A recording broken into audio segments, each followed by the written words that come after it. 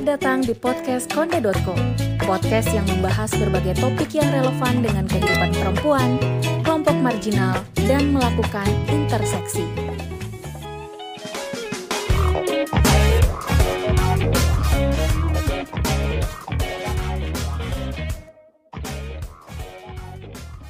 Halo Kondevelas, ketemu lagi dengan aku Bila di podcast Konde.co.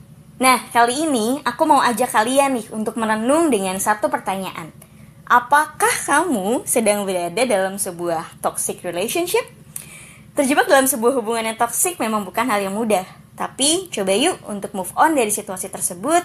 Dan mungkin kamu akan butuh waktu untuk itu. Dan tenang aja, itu adalah hal yang sangat-sangat wajar. Soal terjebak dalam hubungan toksik, jurnalis Konde.co Nurul Aziza pernah menuliskan pengalaman beberapa temannya. Artikel tentang refleksi hubungan toksik juga pernah ditulis oleh Akila Ara di situs Konde.co. Nah, Kondevelas, gak cuma jatuh cinta nih, patah hati juga ternyata bikin hidup penuh emosi. Mungkin kita jadi galau memutuskan sikap terhadap mantan. Di bibir misalnya, kita bisa bilang, udahlah ngapain sih mikirin dia? Tapi ternyata masih sering juga kepoin akun media sosialnya. Blok, unblock, terus blok lagi medsosnya. Nah, gimana? Sampai sini udah ada yang merasa relate belum? Pasti rasanya campur aduk kan? Mengungkapkan rasa sedih ketika kamu baru saja mengalami patah hati dan mencoba untuk move on itu adalah sesuatu yang sangat manusiawi. Tapi jangan lupa, untuk dapat move on, kita juga perlu menghidupkan harapan agar dapat terus melangkah ke depan. Apalagi nih, jika kita pernah atau sedang terjebak dalam sebuah hubungan yang toksik. Meski nggak mudah, yuk kita coba untuk pergi dan melupakan sosok yang menyakiti kita. Dalam hubungan toksik, pelaku seringkali pandai memanipulasi emosi korban dengan menunjukkan sikap yang berubah-ubah. Misalnya, suatu hari dia berbuat kasar, kemudian minta maaf, dan berubah menjadi penyayang, dan begitu seterusnya. Relasi toksik terjadi ketika pasangan punya hubungan yang tidak seimbang nih.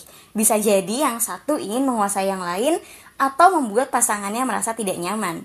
Padahal seharusnya, dalam sebuah hubungan, kedua belah pihak perlu untuk saling menyayangi dan mendukung sehingga tercipta hubungan yang sehat dan suportif.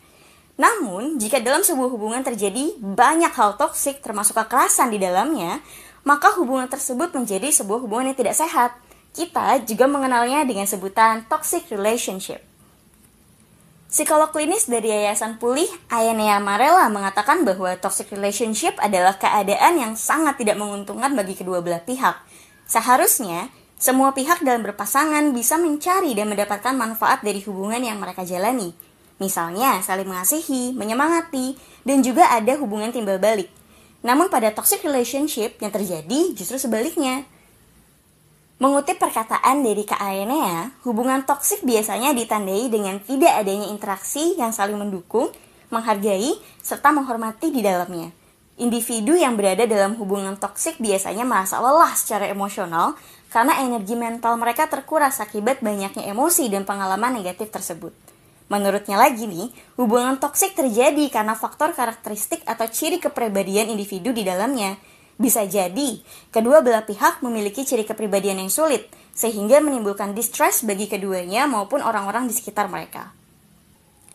Menjalani hari-hari dalam hubungan yang beracun tentu tidak memberi manfaat bagi kedua belah pihak. Sebaliknya, hal itu justru bisa membuat korban memiliki pandangan yang buruk terhadap diri sendiri atau meragukan diri sendiri. Rasa percaya diri juga bisa terkikis dan berdampak pada kesehatan mentalnya.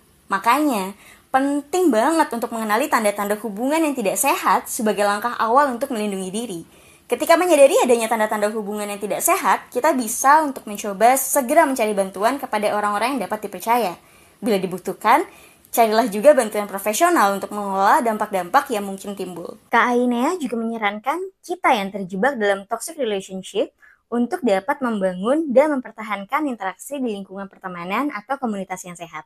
Dalam lingkungan tersebut, kita dapat saling mendukung, saling menghargai, dan juga saling menghormati. Circle tersebut tidak perlu melibatkan banyak orang secara kuantitas. Yang penting, cukup bagi kita untuk menjalin relasi sehat dan juga bermakna. Interaksi yang sehat dapat menjadi faktor pelindung untuk setiap individu agar tetap memiliki pengalaman dan emosi positif, serta dapat mendukung individu dalam melihat diri sendiri secara lebih positif.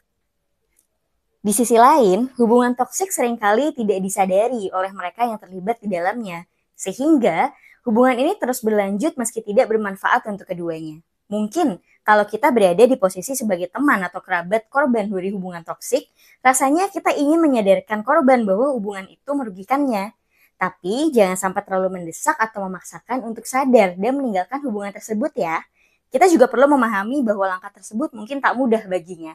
Dan menghargai setiap keputusan yang ia jalankan adalah hal yang tidak kalah penting.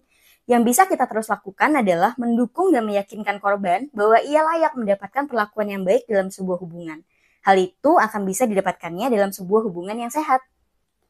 Nah, lagi-lagi kita akan mengutip dari KNEA yang mengatakan bahwa bila korban adalah individu di usia dewasa, maka segala pengambilan keputusan ada di tangannya.